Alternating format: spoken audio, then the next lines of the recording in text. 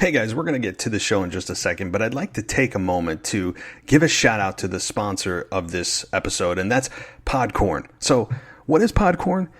If you're looking to do a podcast and you want to monetize it and you want a really simple way to do it, then Podcorn is the answer. And I've been using Podcorn now for several weeks, actually months, and it has been one of the simplest ways to get a sponsor for your podcast.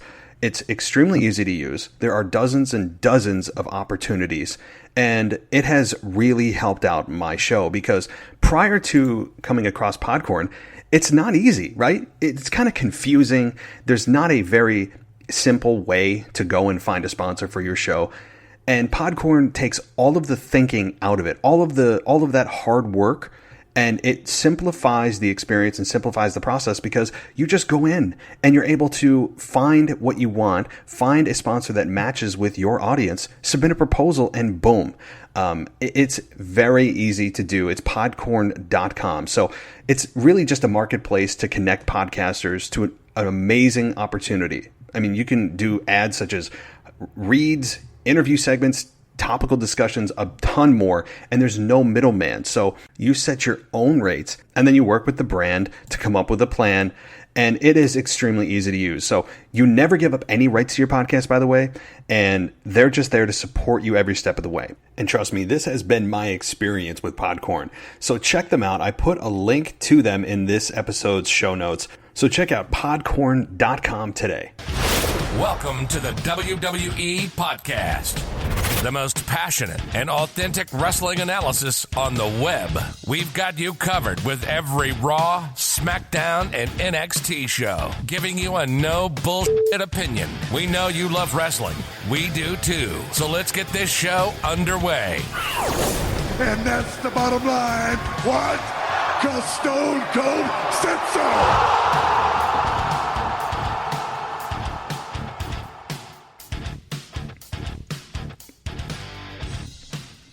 Hey guys, welcome to the WWE Podcast. Right now, as I speak, it is late in the evening of June 6th, 2020. Thank you guys for taking the time out of your day to listen to this show. And we're about to get into this week in WWE. And I'm running solo today, or tonight as I record this. It's actually pretty damn late. It's running for 10 o'clock at night as I just start this show.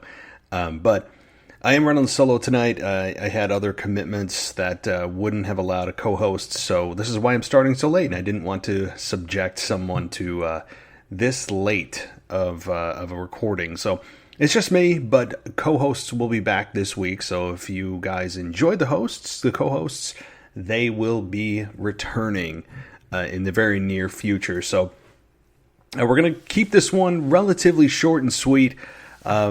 And you know, I know that when I have co-hosts on, it is a much more long-form audio type of listen where we go well over 2 hours many times. But I can guarantee you that this one will not be 2 hours, right? I'll be surprised if it's an hour. But we'll end up finding out as we go along here. So thank you guys once again. FYI, my Twitter is still down for those who are wondering. Yeah, I mean, it's just down until further notice. But my email works at realwwepodcast@gmail.com. My website also works too, and you can comment on the posts that I make there at wwepodcast.com. And Facebook and Instagram still work for me, so you can head on over there, search the WWE Podcast, and I'll pop right up. Pretty darn simple. So Monday Night Raw and SmackDown this week as we edge closer. We edge a little bit closer to Backlash, which is taking place a week from tomorrow. That is the next pay-per-view up on WWE's schedule. And it's a pay-per-view shaping up to be very, very interesting, and one that I'm looking forward to more than I thought I would. Certainly looking forward to more than Money in the Bank, because everyone knows my take on the cinematic presentation of professional wrestling. I won't even jump into that at all, but you know how I feel about it. And this pay-per-view seems to be, on the surface, absent of that. So we will see if WWE holds that to be true. where it's just a straight up pay-per-view, no nonsense and editing and post-production and adding sound effects and silliness and catering to a 3 to 5 year old audience. I mean, I don't know if WWE thinks at times that preschools are running the WWE network. I mean, that's how I feel sometimes that WWE promotes their matches and the way that they execute their production and the way that they present their matches, I should say, oftentimes represents a demographic much younger than myself. Okay, so moving on, but I am looking forward to Backlash. Let me know if you guys are too. I mean, I am used to limited to no crowd reaction. Empty arenas don't really bother me anymore. It's not as awkward or distracting as it was since this started. My God, how long ago? Almost 3 months ago. Crazy, right? So that means if it was 3 months ago, that there's 4 weeks approximately in a month, which means that there are 2 shows a month. So you do the math. WWE has approximately run, well, actually you have to edit NXT and a few pay-per-views, so almost 40, probably close to 40 shows that WWE has run since this pandemic craziness started, which, by the way, guys, I mean, I know that there's the whole looting and rioting and social justice and all this. I'll just leave it at nonsense. I think that's the most professional way that I can say without jumping into politics and probably turning some of you off, right? I'll just call it nonsense. Before this started, I can now say that I am just over this whole pandemic. I mean, all of our minds have moved on. All of our attention, most of our attention has been on the other bigger thing going on, but basically burning down cities, right? That is something that is really shifted our attention. When you see coronavirus on the news, it's like, you're tired of it.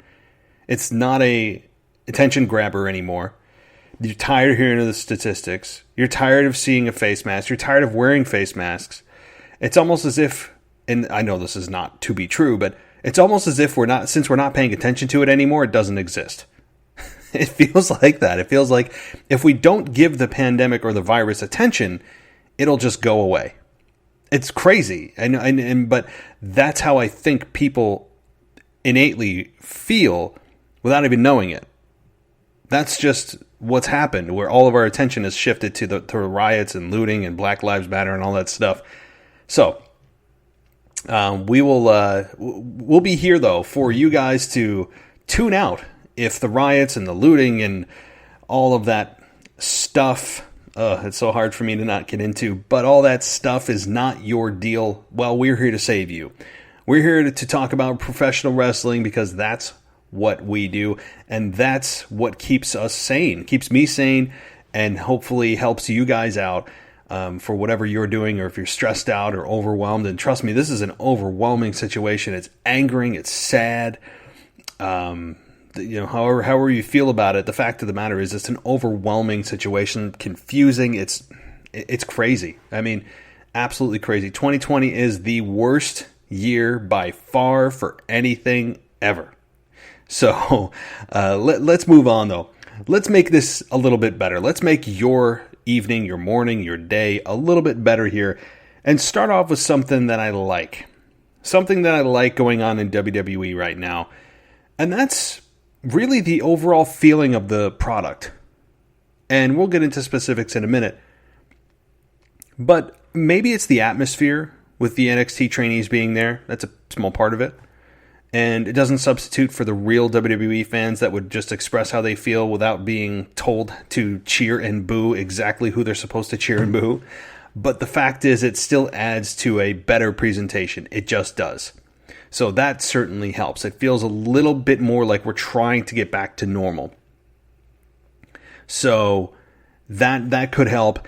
The lack of cinematic nonsense has helped. And yes, there's Otis and Mandy that had their little daydream, or Mandy had her daydream last week, and they replayed it this week, which I have no clue what that was about. It's just Vince saying we have to throw something non-wrestling in here because we don't want to be a total wrestling company. It felt just nothing more than that. So yeah, there's some of that, and we got a little bit of Braun Strowman being the old Braun Strowman of just me being big man, tipping big things over. I mean, I lift things up and I put them down, right? I mean, that we got the old Braun Strowman. And, SmackDown has felt... It's felt better. I think it's gotten better since the pandemic. I think WWE didn't really know what to do with their shows. They kind of phoned in a lot of them with just giving us a quarter of a show and filling it in with an hour and a half match. It felt like, and rightfully so at first. They would put on a WrestleMania match or basically like their classics or whatever it may be. So it felt like a little bit not sure what to do, a little bit phoning it in. And since then, they've evolved into, let's just progress with the storylines. Let's hold back our big ticket items, but let's just progress. And that's what they've done. They have progressed with a new United States champion. We're going to be crowning a new Intercontinental champion next week. I'm surprised they're not waiting for Backlash. That's a little bit suspicious. And we just crowned new women's tag team champions last night. So that was interesting that that Nikki Cross and Alexa Bliss, and I guess I'll start there, dropped the belts. They dropped the belts last night to Sasha and Bayley. And people need to remember, there's something called the long game. A long game does exist in wrestling, I think, still. And I'm appreciative of it, where they're not rushing into something. And it could be a couple of factors. Number one, they want to wait till a live crowd is able to be present. And I'm for that. We are all for that, I think. I can say unanimously as one. Bring damn fans back. We need an authentic feeling wrestling program again. But also I think that maybe they're stringing this out to tell the story and play the long game and get their pieces into place. And they have a story in mind that requires a longer length of time rather than just rushing into things. And really an ending that we all see coming, we just don't know when. And last night when the tag team belts, women's tag team championships were transferred to Sasha and Bayley, you said, what? They seemed like they were on their way out. It's called a detour, right? It's a detour that is still heading to the destination that we all know is coming, and that is an inevitable breakup between Sasha and Bayley. I mean, it's just fact. So, and I'm all for it. I know that if you look at the history of Sasha and Bayley over the last few years, you would need a scorecard to keep track. It's confusing, it's frustrating, it's nonsensical. And so, and if you don't believe me, go back and look. I'm sure you can Google it. Just do Sasha Bayley history in WWE. I'm sure it'll pop up. And so, regardless of their crazy history, I am still willing to give this a chance because I've been removed long enough and far enough from that craziness that I have been, my palate has been reset with these two, and I'm ready to see these two eventually duke it out with, assumingly, Bayley as the heel, Sasha as the babyface. Makes sense. I don't see any reason to try to turn Bayley back babyface. I think it's just a natural fit. I wouldn't screw with the roles. Just go with what you know is going to work, right? So, we all know the destination, but to see Sasha and Bayley as champions is it's interesting because now you have Alexa Bliss and Nikki Cross, which is another story people aren't talking about. Yeah, they dropped the belts. We know that.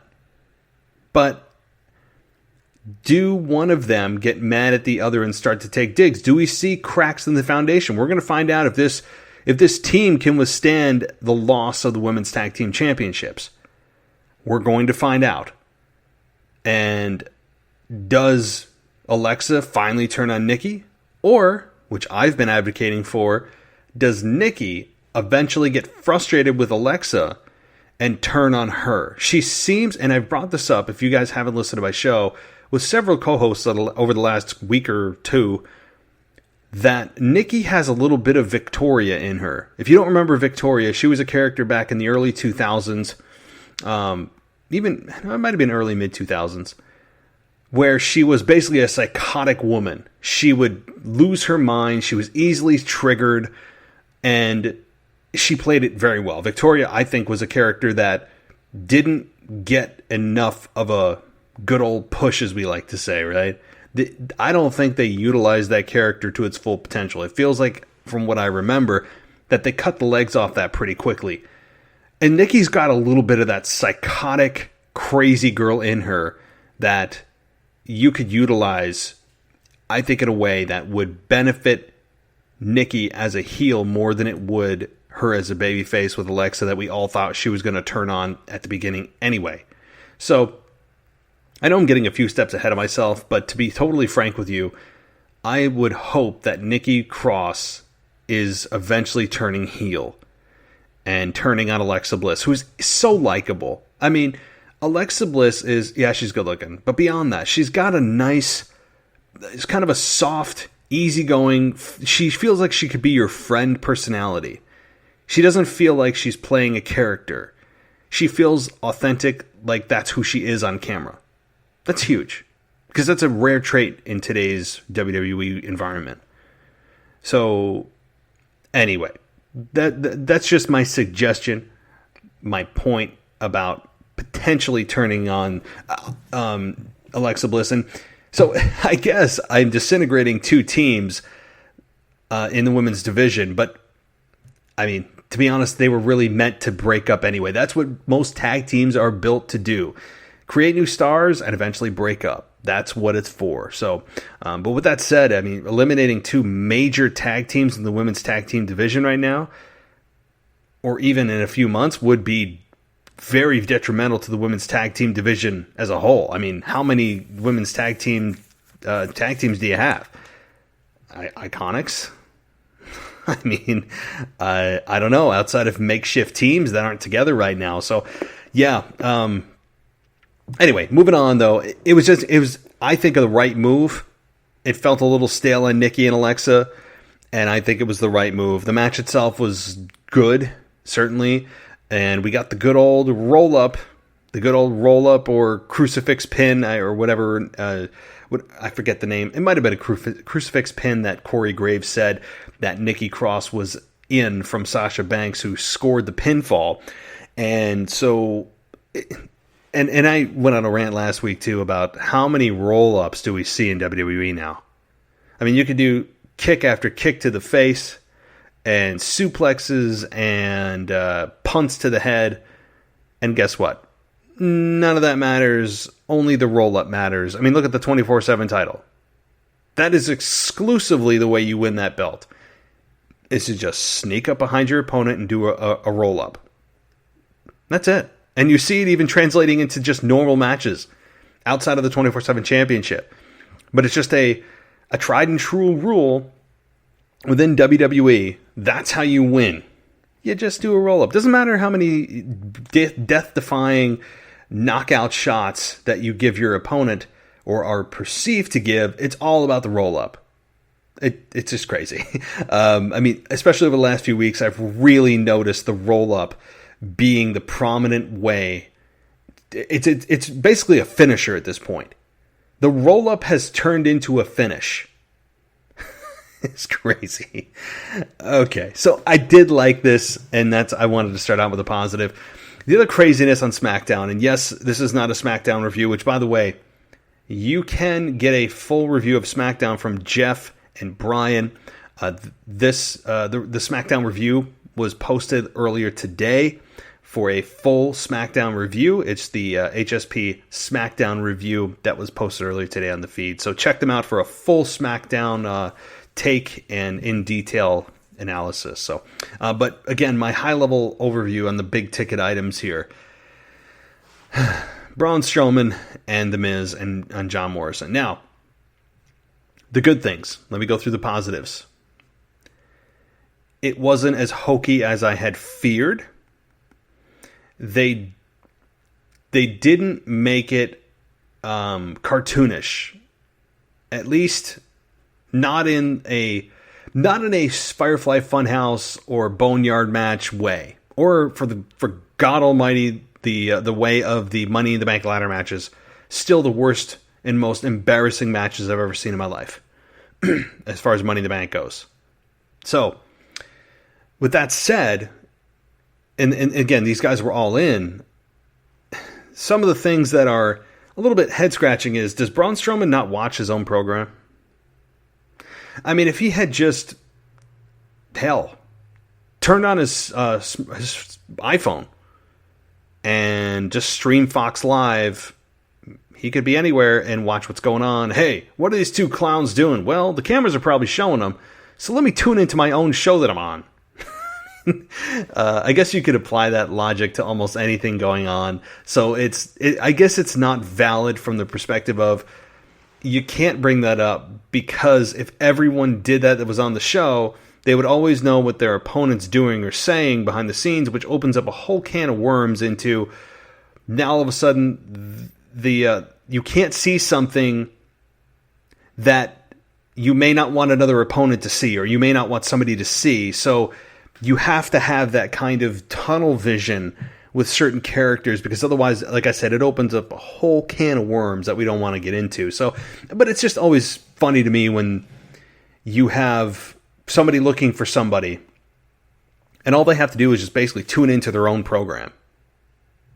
And you could say this is pre-taped live, and that's understandable, because if it was pre-taped and they do two shows at once, then this isn't going to air live when you're actually doing what you're doing in front of the camera. But more often than not, we do see times where it's just, tune into your own program, dude. I mean, turn on your smartphone and start streaming USA Network or Fox, whatever show you're on. I don't know. But anyway, Braun Strowman did what Braun Strowman and Cavemen do, and that's lift big things up and tip them over like Big Scary Man. And this is where I'm fine with it. I ultimately thought that's probably where they were going for the night, after they were tormenting Braun Strowman like, school kids. And I know that John Morrison and The Miz tried to own that up front, saying, oh, you may say it's juvenile, you may say it's delinquent, you may say it's immature, blah, blah, blah. But, well, yeah, it is. Just because you acknowledge it doesn't make it any better that two grown men in their 30s, approaching 40, are more concerned about pulling, like, basically high school senior pranks on Braun Strowman. I mean, it reminded me of Dean Ambrose when he was facing off against Seth Rollins, and Seth Rollins opened the briefcase and there was a slime that he basically got slimed in the face from a briefcase. And it just brings you back to John Moxley, Dean Ambrose, on Jericho's podcast, confirming that Vince loves that kind of crap, and he has a knack for trying to implement humor, and he has a knack for this kind of childish garbage that we saw this past week, and sliming on. It wasn't Charlie Caruso. I can't remember the other woman's name, but the slime that was dumped on the wrong person, and even though it kind of did splash on Braun, and then you had Miz and Morrison upping the ante a little after, basically, I don't know if they Alka-Seltzer or Mentos and Pepsi, that's the combination, right? Mentos and Pepsi did that to his protein shake, and then it was the stupid slime, because apparently we're on Nickelodeon with Mark Summers on Double Dare. Apparently that's what Vince McMahon sees as comical. And then they upped the ante a little more serious into vandalizing the car of Braun Strowman with a golf club and with a baseball bat, destroying the windshield. And that was probably a smart move if WWE is trying to save some money, that they just attacked and destroyed the windshield and didn't actually dent the body of the car, because the windshield is easily replaceable. The body of the car Clearly not. So I think that money actually had something to do with how they attacked that vehicle.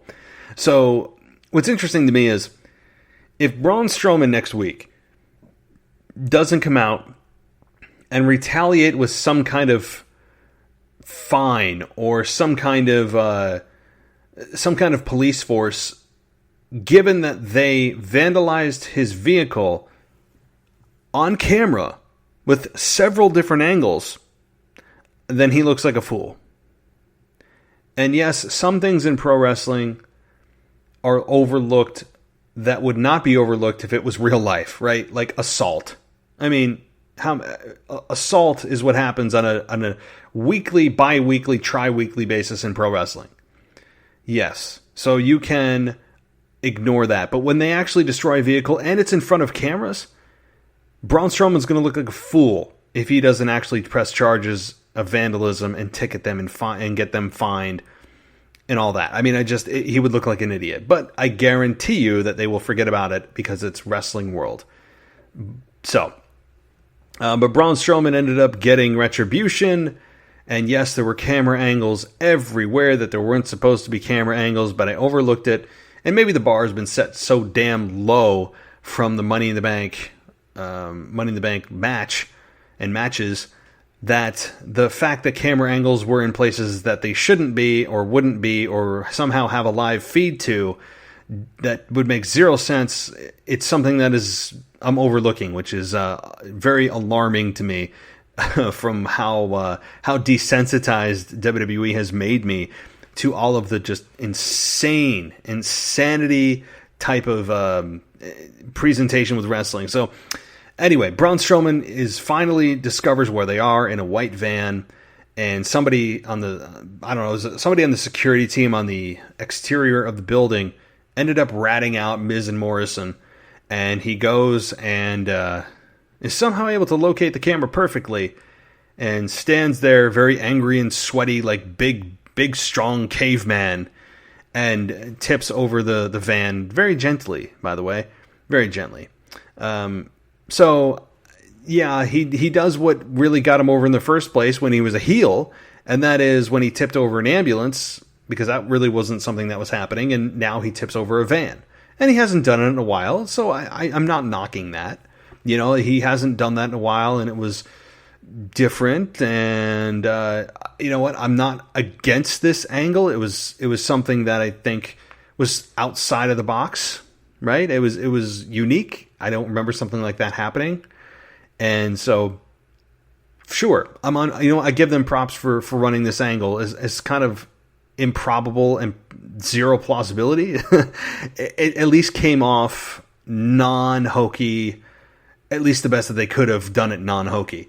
Now, with that said, this still doesn't help out Braun Strowman because, at least in the eyes of fans that see him as very one-dimensional, because he is doing exactly and placating to all of the things that people have seen from him before, and I think are inhibiting his growth from us understanding who Braun Strowman is on another level, beyond the me like protein shakes and lift big things and talk scary and look scary into cameras like I'm being filmed for a movie.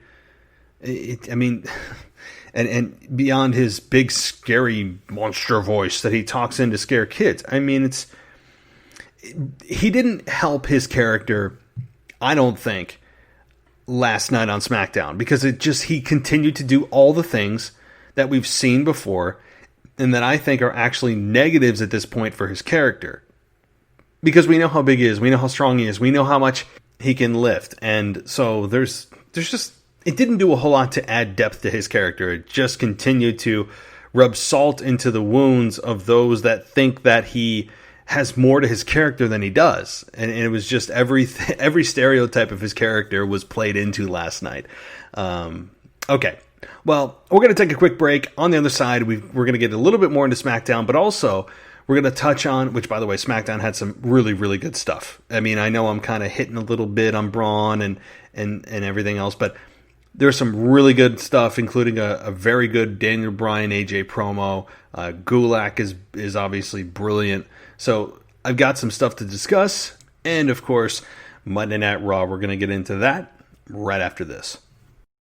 Out of superheroes, out of rugby came an action. Infamous. So daring, outrageous, stunning, shocking, culture rifting. AtomicWedgie.com with a dash. Play the doing. No fetish shots or videos, including self or bond wedgies, are allowed to be posted. The act of bullying is prohibited. Mark in content must be 18 years or older, including those who post. AtomicWedgie.com is not liable for wedgies given. We are solely the official site for posting Atomic Wedgie humor. For more, visit guidelines at www.atomicwedgie.com with a dash. What's up, everybody? My name is the hardest part of the ring, and I'm the host of the Apron Bump podcast. Now, I know what you're thinking. Another wrestling podcast? Well, I'm here to tell you that I do things a little bit differently. I could tell you whether or not I liked Raw this past week, or who I think needs a push, or what Dave Meltzer had for lunch on Tuesday, but is that really going to make you listen to me? The Apron Bump is a rapidly growing podcast that takes on more evergreen topics. Topics that stand the test of time and really provoke thought on the wrestling business as a whole. Topics like shutting down idiots and how they view the Wednesday Night Wars, or discussing what grinds my gears about gimmick matches in wrestling. But hey, I'm not all piss and vinegar here, because at the end of the day,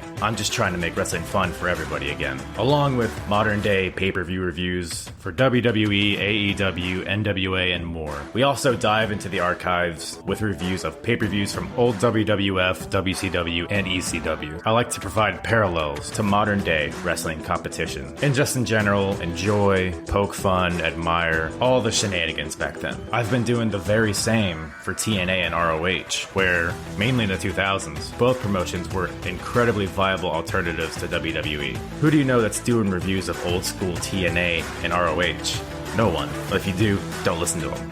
Listen to me, I'm better. Subscribe to my weekly podcast, The Apron Bump, as well as my Instagram, Twitter, and YouTube at apron_bump. Let's make wrestling fun again, everybody.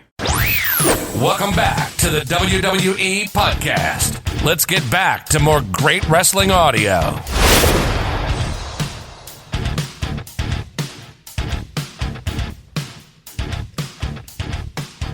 All right, and let's get into it. Let's get into AJ Styles and Daniel Bryan.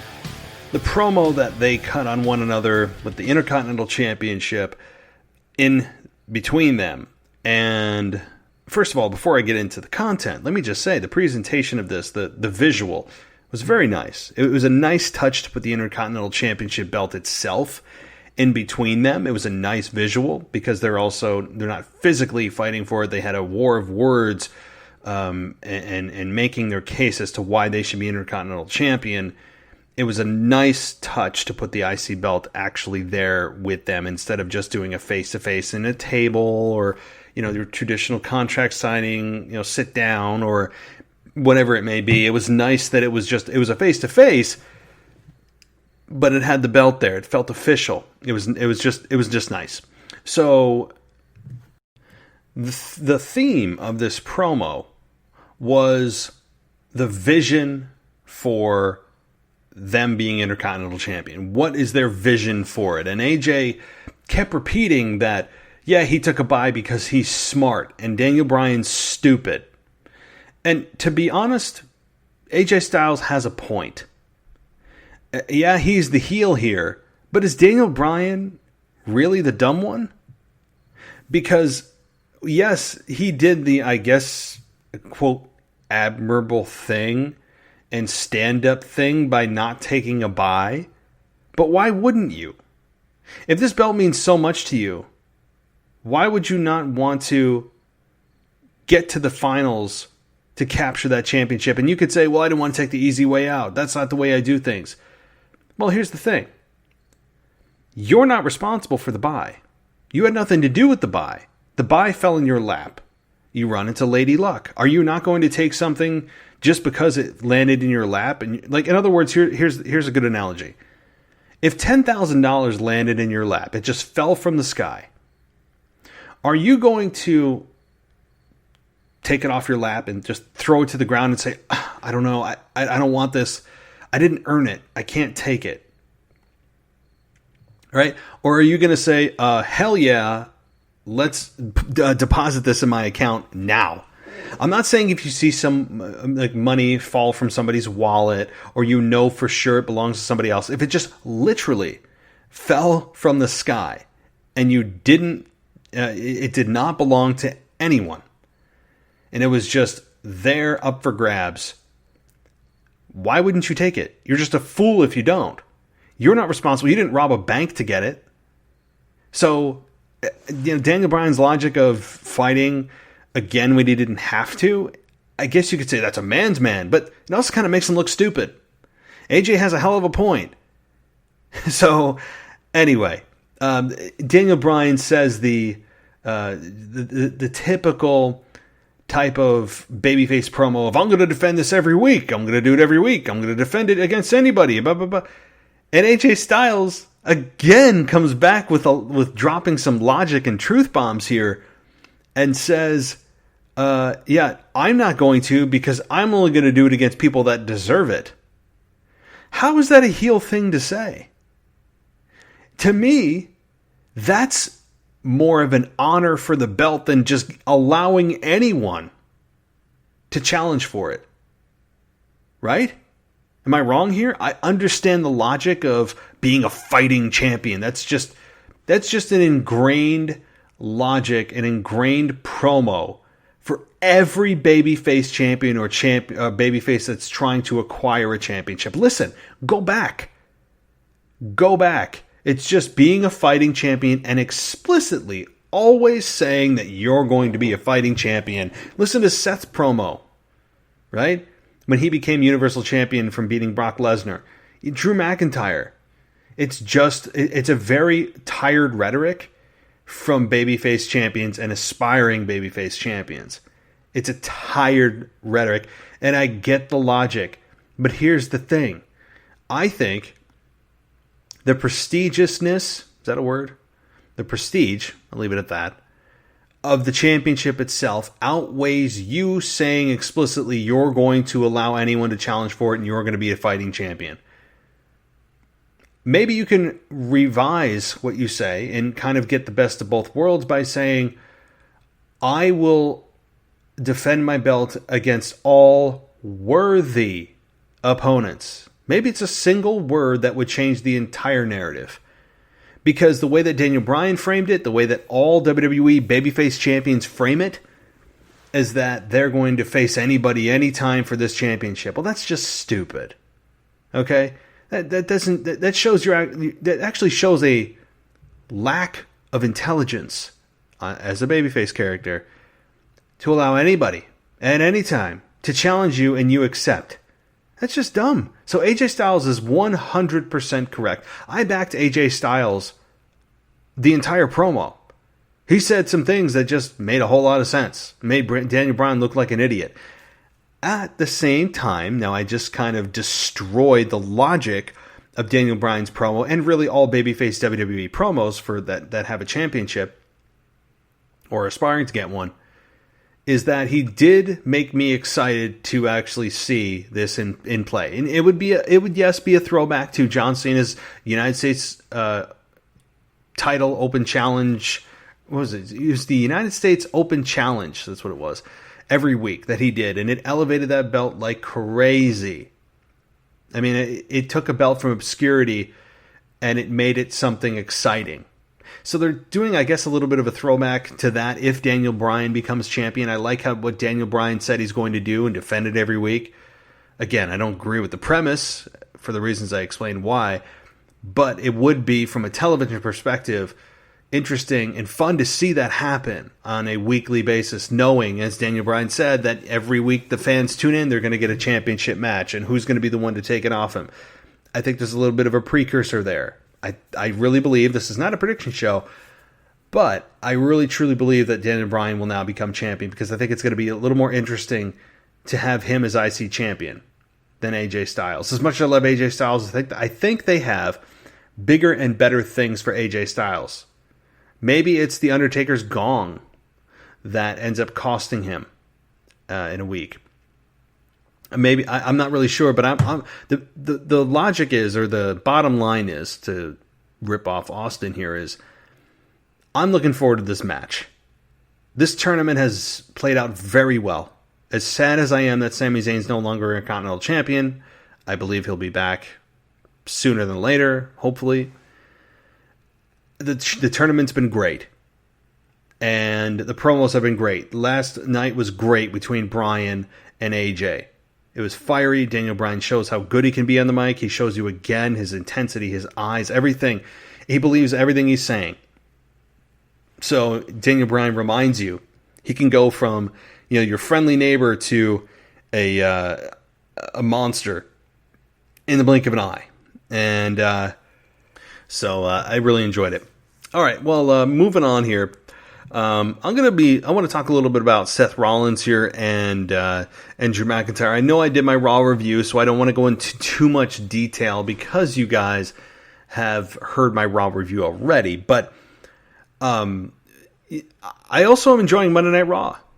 I really am. And Apollo Crews as the new United States champion, I said I was willing to give it a chance. I'm still willing to give it a chance. As much of out of left field that this was, I'm okay with it. It's a great time to experiment without a crowd there. He's a athletic guy. He's a good-looking guy. He's certainly looks the part, but can he play the part, right? He has little to no character development. None. I mean, I don't know how anyone could go, oh my God, I hope Apollo Crews, he's my favorite wrestler. Why? I mean, tell me how you're emotionally attached to him. And you know what? Maybe given what's going on with all the racial things, that you could attach yourself to him as an inspiration. I get it. But prior to this, if this didn't exist, this whole outside WWE nonsense rioting, would you still feel the same way?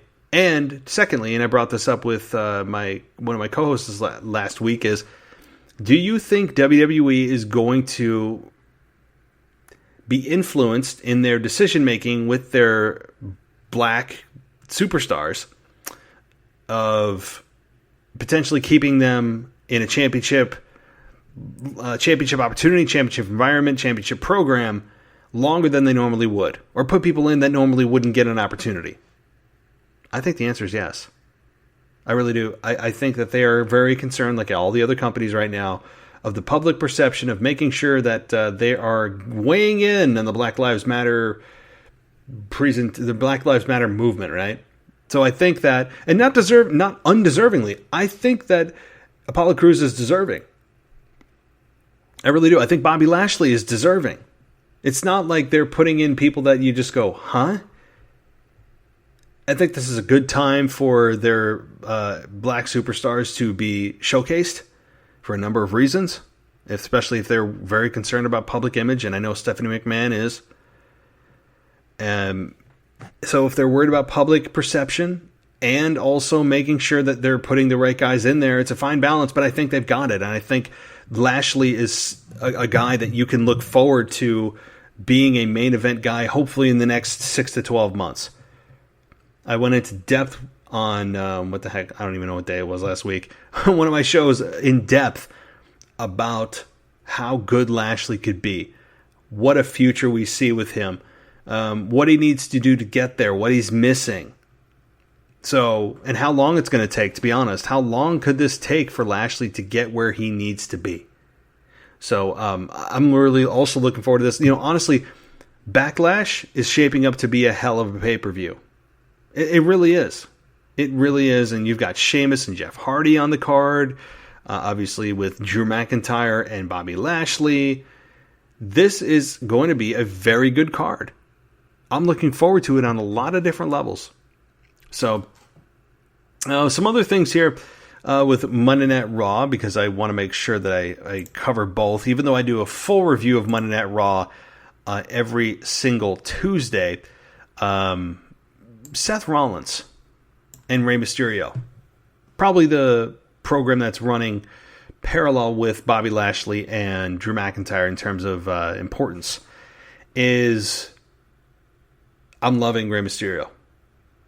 I think that they have gotten more out of him than anyone could have ever expected.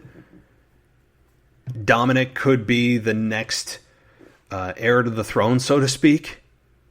and alluded to his promo on Monday that it's an eye for an eye. So you can pretty much guarantee that Dominic will be inserting himself in some kind of physical way with Seth Rollins.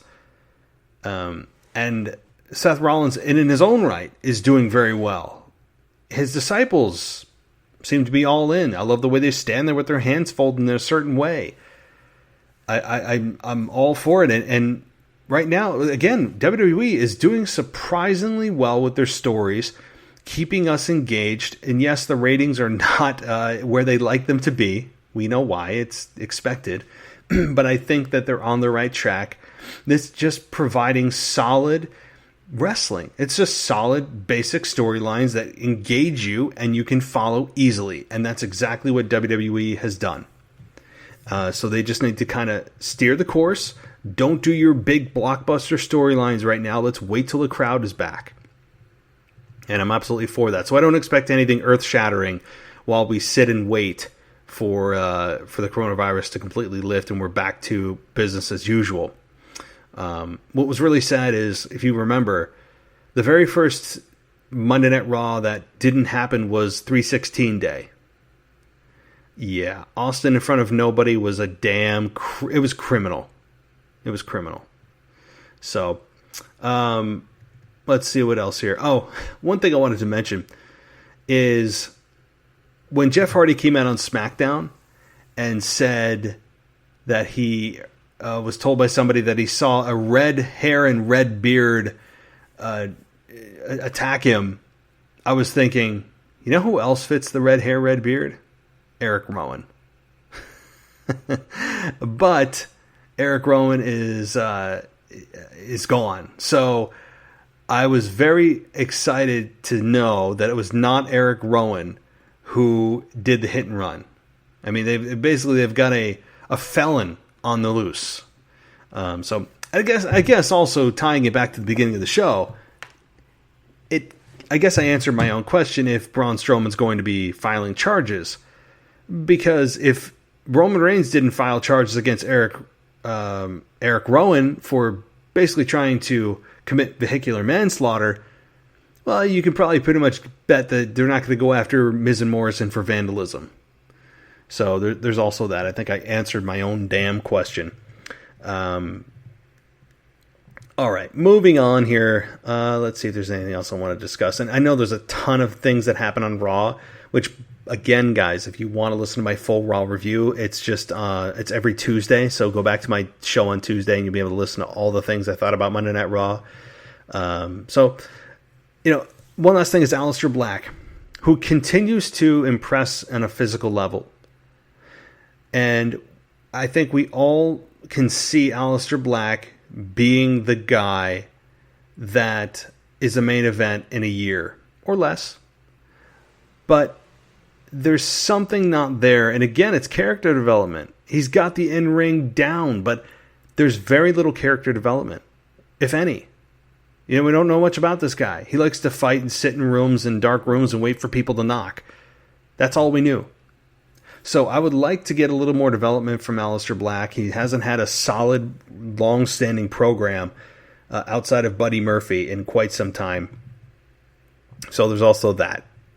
But all right, guys. Well, I know that there's a lot more topics that I could have covered, and I know that I didn't cover every detail, but it's getting late where I am right now, and you can go listen to my full Raw review. You can listen to the full SmackDown review that also is on this feed for the HSP SmackDown review that I published earlier today. So, plus I feel like I'm losing my voice right now. I can't really speak that well, so I don't want to basically strain your ears to listen.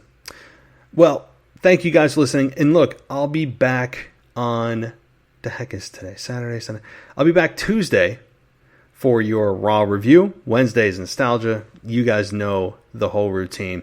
So maybe I'll do maybe in between there, I'll do a quick hits. I haven't done a quick hits in quite some time.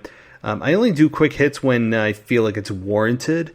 And basically what that is I just do like a quick 15-minute review on, or rant or comment on something big that's going on in wrestling. And I haven't had that again in quite some time, but I miss doing them because they're fun. They're quick little shots of wrestling audio for you. So maybe I'll do that in this coming week, as I have a few days off to rest my voice, take a breath, as I hope everyone else is doing, and enjoy the weather. From what I understand, most of the country, wherever you are, is relatively nice. It's summer now. We are officially in summer. So get ready for the heat. If you don't like it, hopefully you have air conditioning, and stay cool. All right, everybody. Well, thank you so much for listening. Tune in, subscribe, tell a friend if you like the show, and as always, I'll talk to you soon. Out of superheroes, out of rugby came an action. Infamous. So daring, outrageous, stunning, shocking, culture rifting. AtomicWedgie.com with a dash. Play the doing. No fetish shots or videos, including self or bond wedgies, are allowed to be posted. The act of bullying is prohibited. Mark in content must be 18 years or older, including those who post. AtomicWedgie.com is not liable for wedgies given. We are solely the official site for posting Atomic Wedgie humor. For more, visit guidelines at www.atomicwedgie.com with a dash. Thanks for listening to the WWE Podcast. Don't forget to subscribe on your favorite podcast app so you don't miss a show, or head to WWEpodcast.com. And for all of these shows ad-free, head over to patreon.com/WWE Podcast. Until then, we'll see you next time.